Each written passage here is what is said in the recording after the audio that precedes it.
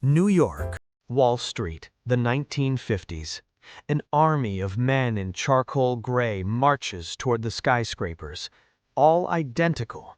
Broad shoulders, heavily padded, suits as stiff as armor. This was American power. Uniform, conformist, militaristic. Then, from Italy, something completely different arrives. Not an invasion, a seduction. And in 30 years, Italian fashion will rewrite the rules of masculine power in America. This is the story of how Armani and Versace didn't just sell clothes, they sold a revolutionary idea that power can be soft, fluid, even sensual. To understand the revolution, we first need to understand what came before. The American suit of the 1950s wasn't just clothing. It was a uniform. The shoulders were heavily padded, almost cartoonishly so. Why? It was a direct legacy of World War II military uniforms. Power had to look solid and unyielding. The boxy cut hid the body. The message was, I am not my body, I am my position. Brooks Brothers, the temple of WASP fashion, reigned supreme. Their philosophy? Don't stand out. Prove you belong. But beneath this surface, a generation was growing tired of these armor suits, and when change came, it came from an unexpected place, Milan. 1980, American Gigolo hits theaters. In a scene destined to enter cinema history, Richard Gere chooses his outfit. For the first time, millions of Americans see something radically different.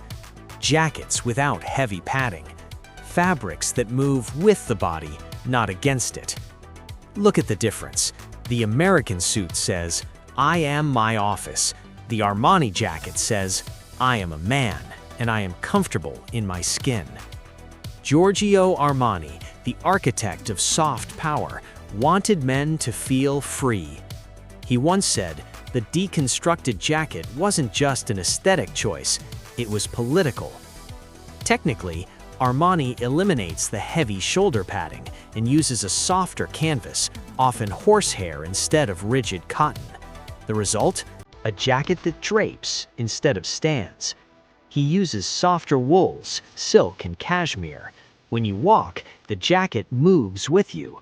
The young traders of the 1980s who wanted to distinguish themselves from their fathers immediately embraced it. Armani became the uniform not of conformity, but of global ambition. But there's a deeper concept behind all this, an Italian word that Americans were about to discover, sprezzatura. Coined by Baldassare Castiglione in 1528, sprezzatura is the art of making the difficult look easy. It is the art of appearing impeccable without seeming like you've tried.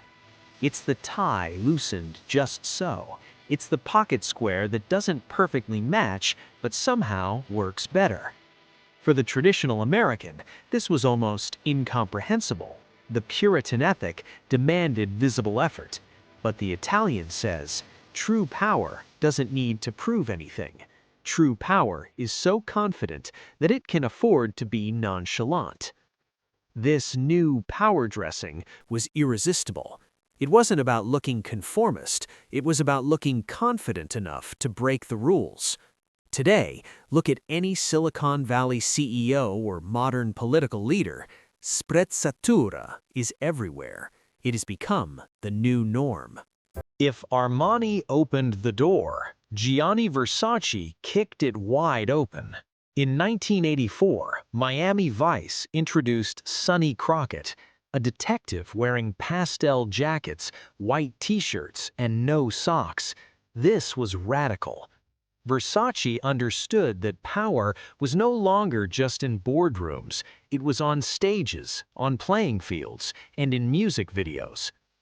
Versace celebrated power without shame. Vivid colors, Medusa prints, and cuts that celebrated the body. From Elton John to rappers like Tupac and Biggie, Versace became the ultimate symbol of success. Today, the Italian cut is the new uniform of global power. Whether it's Barack Obama, Emmanuel Macron, or Hollywood stars, the philosophy is the same.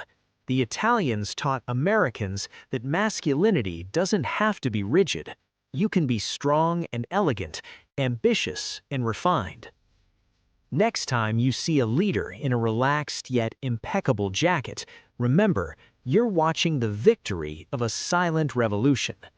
The Italians didn't just teach Americans how to dress, they taught them that elegance isn't weakness, and that you can conquer the world with sprezzatura.